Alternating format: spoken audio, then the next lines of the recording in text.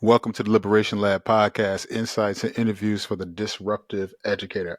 Y'all, we got a special one today. I have my sis on. Listen, I could go on and on about how I feel about her and what she means to community, but I'm still going to let her introduce herself. Tell the people who you are, what you do, and why you do it. I'm a lot of things. Okay, but first I'll start with my given name. I am Yari Mercedes. I am a mother, I am a sister, a daughter, a friend, a partner, a human being on these ghetto earth streets. I am also a lover of people. I'm an empath. I'm a researcher. I'm a lover of learning, forever academic of community, academic of books. And I'm in the pursuit of being who I am. What I do a lot of things because I wear many hats, as I stated, some of my visible and invisible identity markers. But what I do professionally is I've been an educator going on my 17th year. I started off as a teacher, leader, mentor, coach, to now in a more educational administrative position, which means that I coach, folks across stakeholders within districts around how they're thinking about practices and policies that really impact their students, their families, and their communities. I have a more touchstone, I would say, work to curriculum and pedagogy, because I started there. I was a teacher of the babies elementary school for nearly 10 years. And they taught me so much more than I think I taught them, because under my, programming and conditioning, while I did some good, I think, I also caused a lot of harm. And so part of doing this work is also making the return, right? The return to doing well with the seat that I'm in, and understanding that the practices that I once held on to were causing more harm than they were actually, moving my students and my families and my communities forward. And so those are a little bit about who I am, but mostly I'm a human being that is really trying to leave this world better than what I came in with. So I'm always in the pursuit of that. Amen to that. So, y'all, my sis is brilliant. Shout out to Thank you, her. I want to brother. publicly acknowledge her brilliance and also say congratulations publicly and recording on her achieving, her working and achieving her doctorate. I know Thank how much you. of a labor of love that was, how much you put on the line. And I'm sure, knowing you and knowing your heart, you're going to talk about, how this is ours and how much people sewed in. And Mhm. that is absolutely true. Just for the purposes of what I want to say, I just want to acknowledge, you know, the the degree only serves as a reminder of what we already knew about your brilliance. And so I just want to make sure to put that on record for anybody who does not know and who is just getting to recognize and become acquainted with your brilliance, that truth. So I want to honor Thank you, you. sis. Thank you, brother. Thank you, brother. Listen, it's the last thing that I will ever defend. As a Black woman, we defend many things, but this is one I chose to put myself through the fire. But it's a little razzle dazzle that proves to these institutions about what we've already been. And so I'm very grateful. I'm very grateful.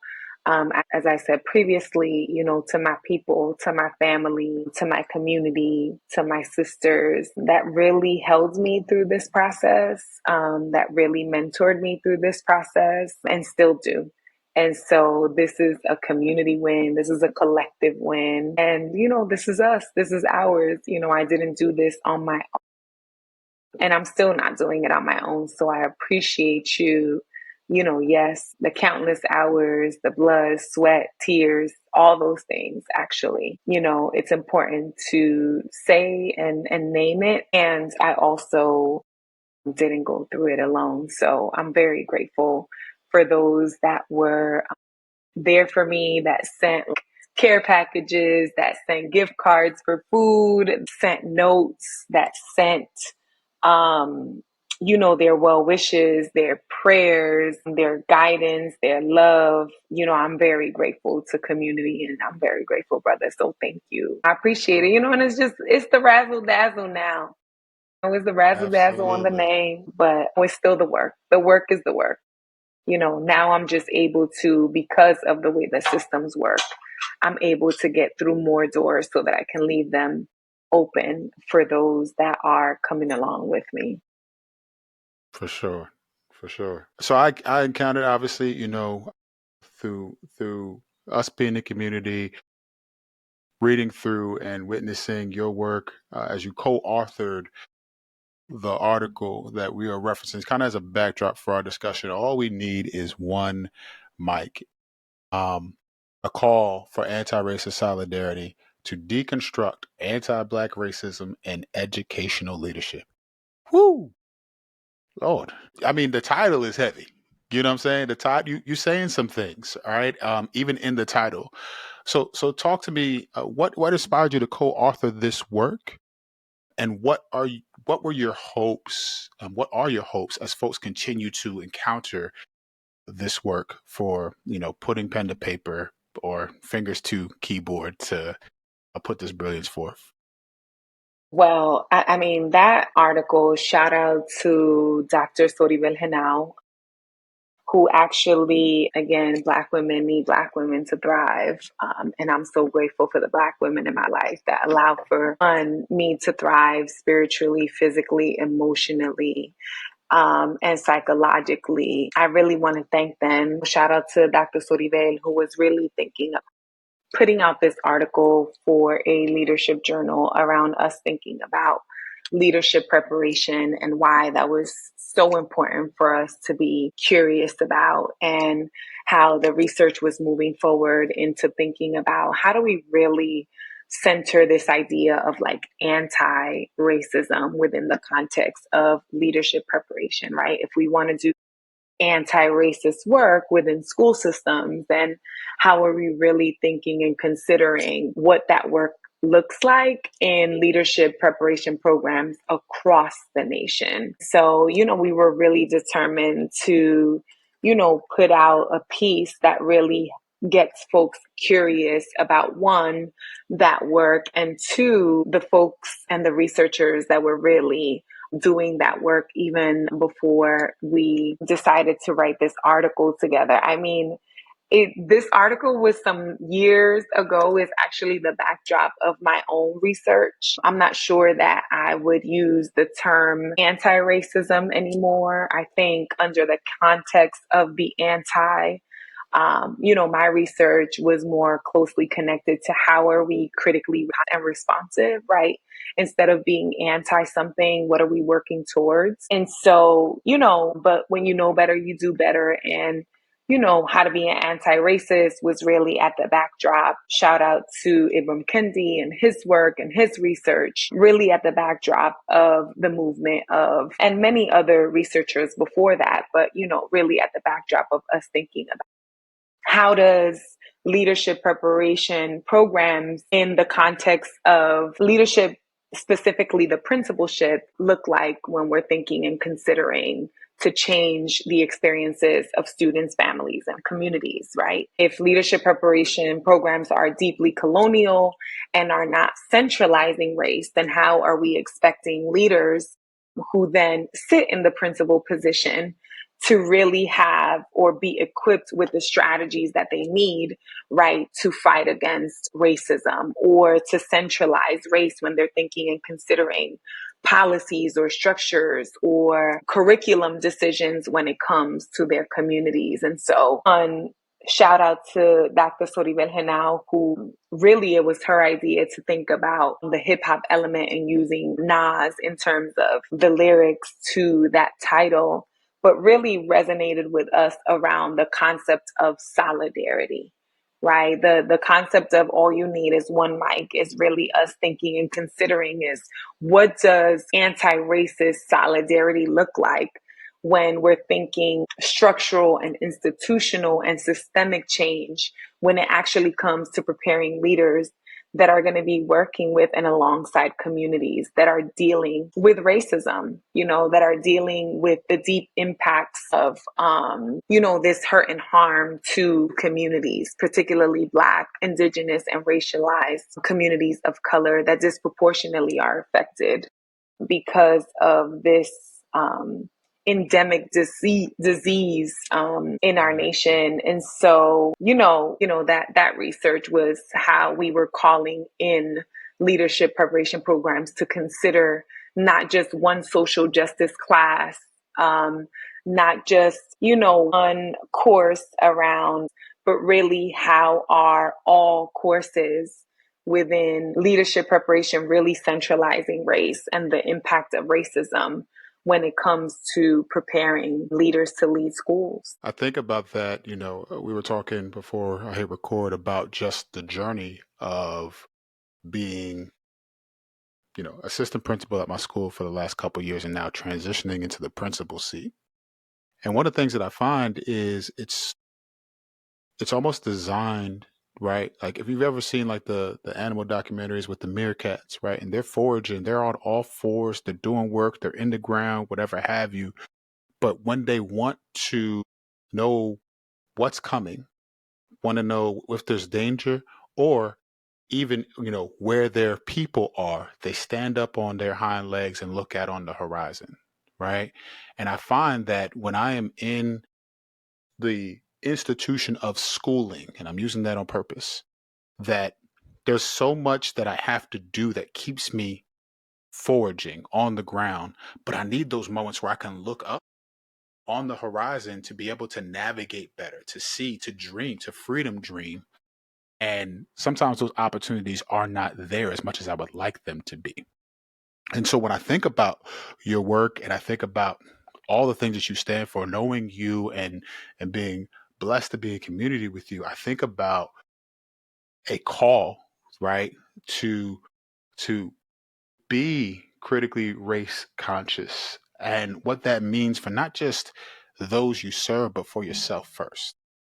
Mm-hmm. I remember when we talked and you asked me, I'm just going to say this real quick and I want you to go, right? But I think about it in regards to, you asked me a question way back when about why I named it Liberation Lab. And I said, you can't give it out if you don't have it. Like you should be a mad scientist for this, that it lives and embeds in you before you give it out to others.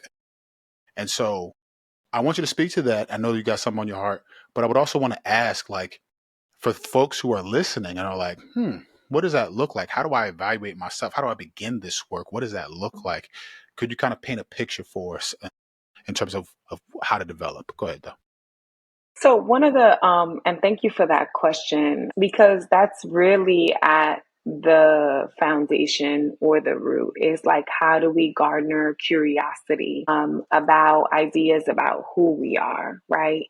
And not just ideas about who we are, but why is understanding who we are important? Because it has deep implications on how we behave, right? And how we interact with others and our positionality. And so, part of my research, I was really curious around, because part of my own story is that, I had a preparation program that actually unearthed this desire for me to want to know more about my racialized identity. As a,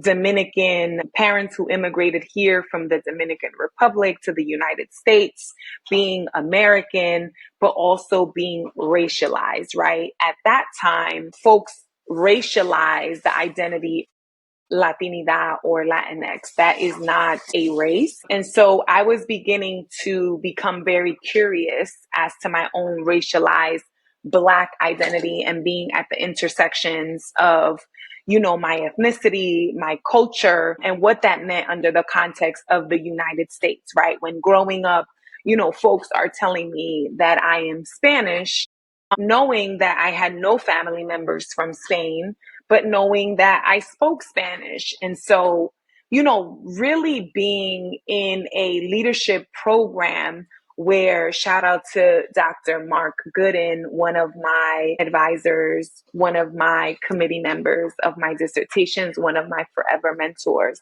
in this. A lot of his research was really around the impact of leadership preparation programs that were centered in anti-racist practices and ideologies, and really having leaders that were going to lead racialized communities, because white people are also racialized, that were going to be leading racialized communities, is how are they understanding themselves? How are you understanding your own race? How are you able to have conversations about race and racism, right? How are you understanding who and whose you are? Who did you learn that from? And so I began to become curious about, like, this is really important, right? Because my entire life, I was curious about my racial identity. In undergrad, I was an English and communications double major with a minor in Black studies, because I just knew that in Boston, people were asking me what I was. People were asking me where I was from, right? Knowing that I was American, I knew that my parents had immigrated from the Dominican Republic, but I wasn't Dominican, right? I wasn't from the Dominican Republic, because when I had gone to the Dominican Republic, they called me a Yankee because I wasn't born there. But yet here they're asking me, what I am. And so it's sort of this juxtaposition that really got me curious, as around racial identity, around understanding who we are, the importance of that, the importance of having a racialized lens, the importance of having race conversations, the importance of understanding systems and how systems are racialized. And so that became the backdrop of my own research, right? How are leaders curious about, how are leaders really understanding race and racism? And how are they actively working against systems, structures, and policies, right, that are racist and are causing harm to their students and their families and their communities? And also, how is that affecting their bodies? And so my work initially started by being a part of a program that really was intentional about creating not just a class, right? Not just a class around social justice, but really a entire pathway where we were having race conscious conversations about curriculum. We were having race conscious conversations about ed and also law, where we were having race conscious conversations about school budgeting, right? And zoning. And so, I became very, I want to say, I don't know what the word is, but really my professors that brought theory to my life, and that North Star, as Dr. Bettina Love calls it, of introducing us to critical race theory and to understanding the endemacy of racism within the context of education, then started to, really spark my curiosity as to my own experiences, my own neighborhood, my own trajectory as a Black woman, my hardships, and also what I dealt with. Then I became curious as to, like, I want to know more. I want to know about who I am, whose I am, because what I learned about who I was and whose I was under the gaze of a whitewashed and white supremacist context. And so I think it's important for us to build an infrastructure and leadership preparation, and a leadership pipeline that really has those that want to lead communities curious about why are things the way that they are. And not only why are the things the way that they are, but also how has that impact my own experiences in education, my own experiences in life, my family's experiences. And so, that's part of my work. Part of my work is, how are we doing the work remembering while also doing the work of making the return to ourselves, right? And how that is important under the context of leading communities, because once we have a deep understanding of that, then we have the tools to cause less harm in the communities that we are co-leading and being a part of in education. It's really important. That work was really important for me to do. One, the racial literacy work of understanding that for myself, but also how that work is so important for us to see ourselves, because to see is to honor.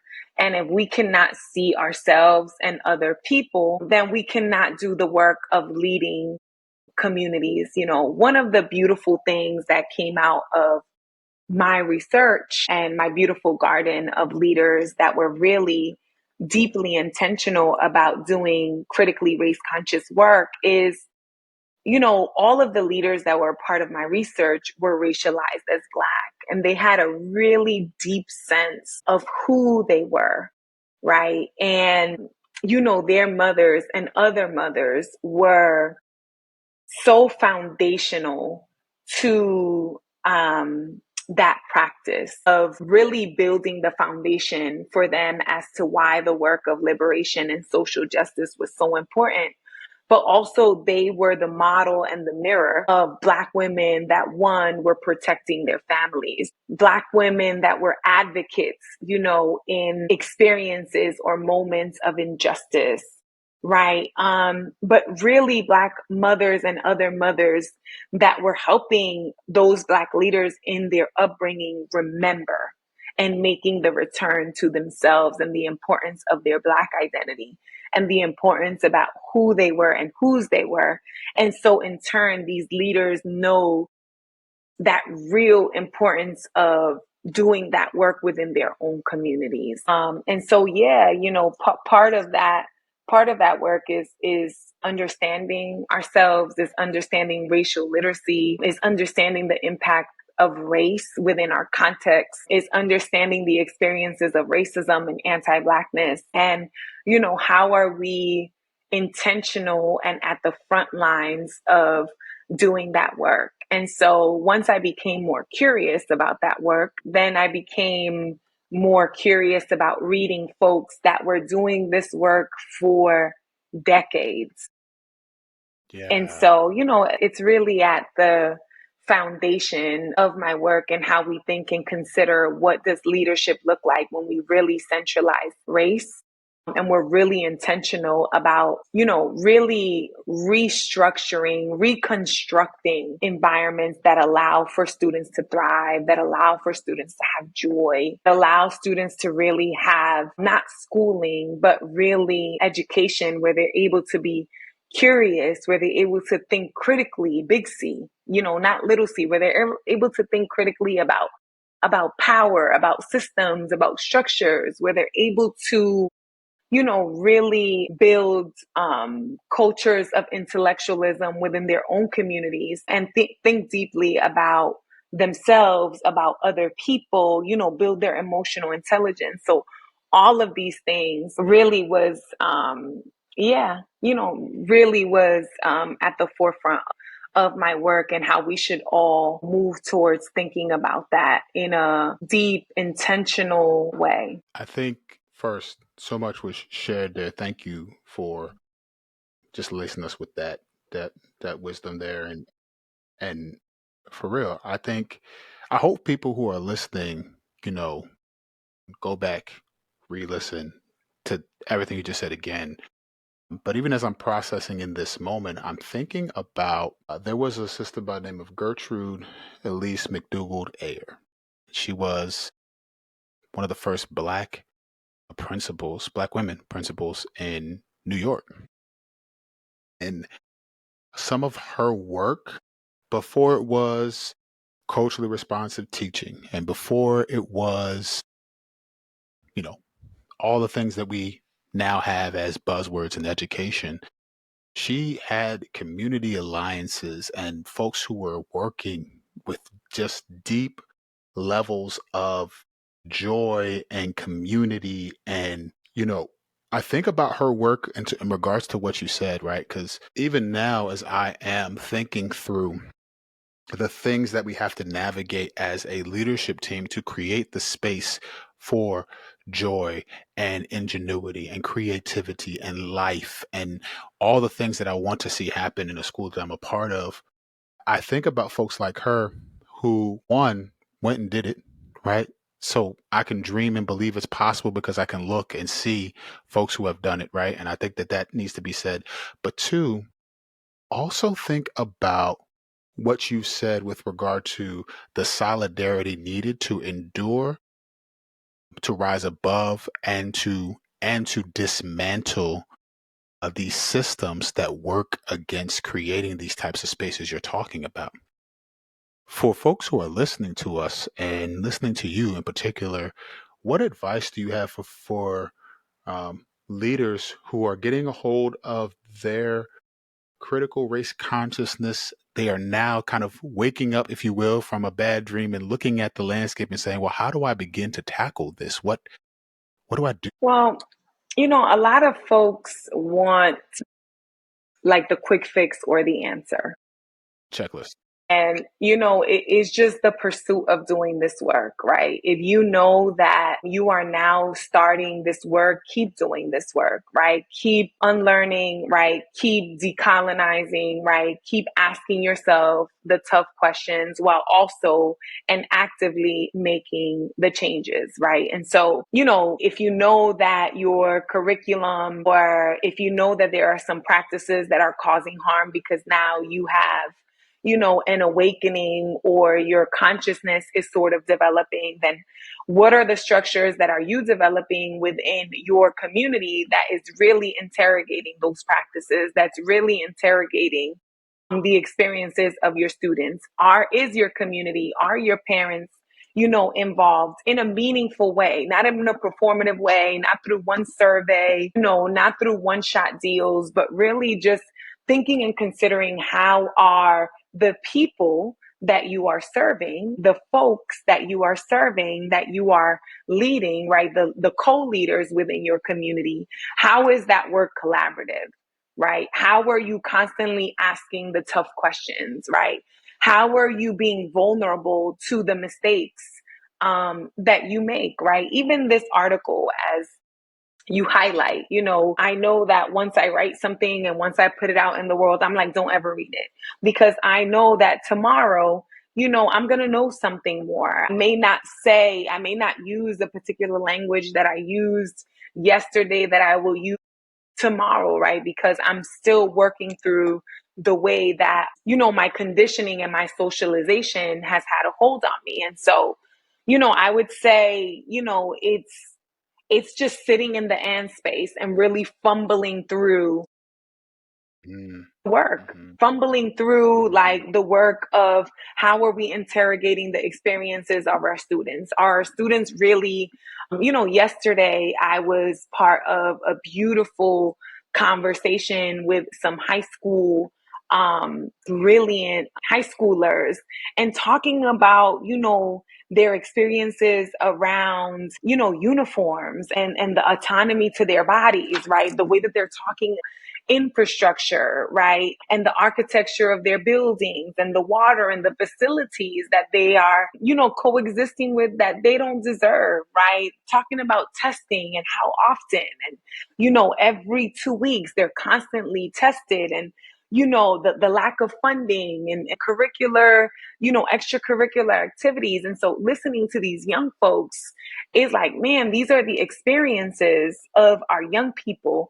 And I'm wondering if the leaders of their communities, right, are really listening to their experiences? Or are we replicating the same thing that we're saying that we're trying to not do, which is, top down approaches to making change, or making change in a performative way, right? If you're curious power, right, and race is one of the structures of power.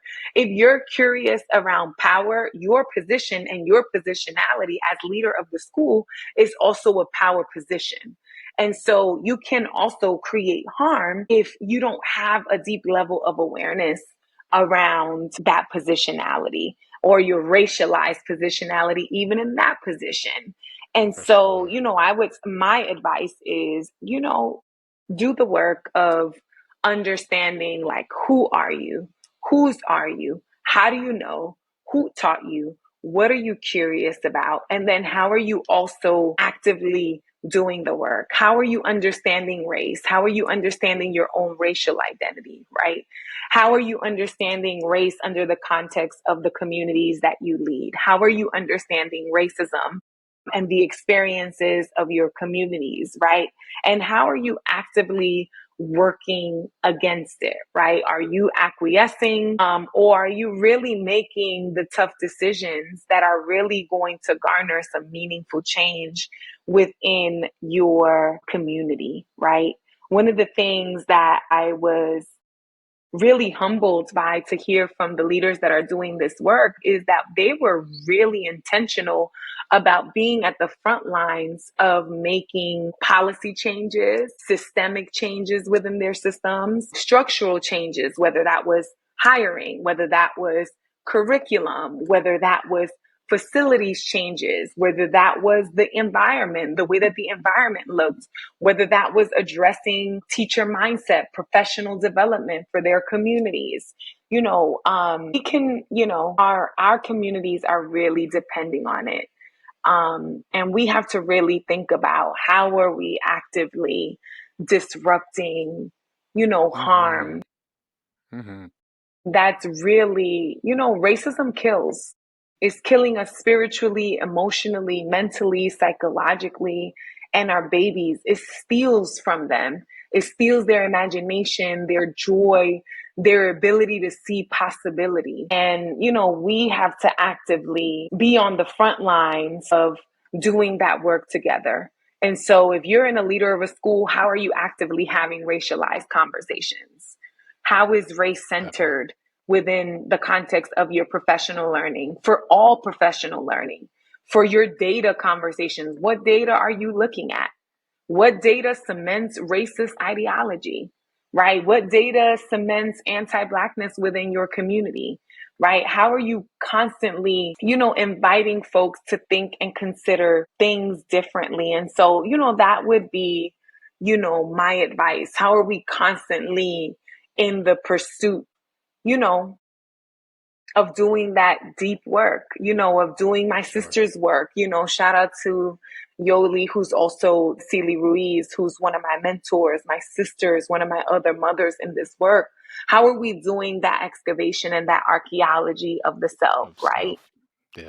Yeah. How are we really understanding so that we can get to that critical piece? And, critical love is not just, what folks think of or have this ideology of love or the fluff, is having an ethos of critique, is what Bell Hooks talks about, these ingredients of like, being responsible to each other, that deep commitment, that trust, that honesty, that open communication, and truth. And so, how are we actively and fumbling towards that and not being That part. afraid to be vulnerable with our communities when, we mess up and we make mistakes? But if we're not really putting our humanity on display, it's really hard for us to be on the front lines and really do the deep work that needs to be done to disrupt really some oppressive and racist practices that are really cemented in the project of schooling. I want to just let that sit. This masterclass that you have taken us Oh, through. thank you, brother. I appreciate you. Um, and so while folks are I'm going to invite them to literally pause this podcast episode right here and go back and just sit with that. But when they press play again, how can they connect with you? All right, y'all. Well, if y'all press play again, y'all can connect with me on Instagram at jotty.mercedes. I host also there. I'm moving towards making it more consistent now that I have defended my dissertation. I was in school for 6 years consecutively, and that was a lot. But I do host a show there, live on Sundays, where it's really centered around the works of Black folks, because oftentimes our work is invisibilized, particularly Mm-hmm. Black women, Mm-hmm. because Black women continue to be the Black print of the work, continue to be the innovation. As you spoke about that first principle in New York City, I think about authors like Vanessa Siddle Walker, that really are historians of folks, Black leaders in education, that, this has always been at the forefront of the work. Education has always been important to us. Dr. Muhammad's work that really centers around Black literary societies, right? Black people have always been about this life, and Black women have always given us a model for this. For sure. And so I host a live there. Y'all can find me there. I'm also on Twitter at Yaribel, Yaribel Mercedes, where I'm also a contributor to Hip Hop Ed Shout out to Hip Hop Ed, Spaces. fam. Shout out to Hip Hop Ed. On Tuesdays, we usually have, conversations around questions that we're curious about and how we're thinking about, education and really thinking about hip hop practices when it comes to instruction and pedagogy. And so how we can leverage that. And so I'm a contributor there. I also, run my mouth on Twitter from time to time. But that's really how y'all can DM me, be in community with me, and also with my, all we need is one mic is one of my published pieces, but I also have other published pieces in Black Educology. Actually co-authored a piece with Dr. Bettina Love and Ashira Mothersill that really is centering the work of dream keepers and liberatory practices of Black educators in classrooms and what those practices have been. And it was such an honor to sit and be in community with those Black folks. For sure. And, other stuff that I have written, but y'all can do the Googles and stuff. For sure. But whenever y'all see me, I be in movement work. So y'all see me in conferences and, having a key in community with my people. So that's how y'all can find me. Listen, now do yourself a favor and make sure you follow my sister's work, follow the journey. She's inspiring. She's all things love and liberation, and we appreciate her. So shout out to you for spending this time, and thank you for just what you gave, even in this time. Thank you, brother. Make sure that y'all are taking care of yourselves and your bodies. This work is hard work. This work is important work, but we are not able to do this work if we are not taking care of our bodies and of our nervous systems. And so, brother, as much as you are sending me love, I am sending you love. How are we taking care of ourselves? How are we cultivating spaces where our nervous systems are at ease and our community's nervous systems are at ease? And how are we cultivating spaces of joy where we are able to thrive, right? And community actualize in collective. And so, be curious about those things and take care of yourselves in the process. For sure. For sure. Thank you again, sis. Thank you, brother. I appreciate you.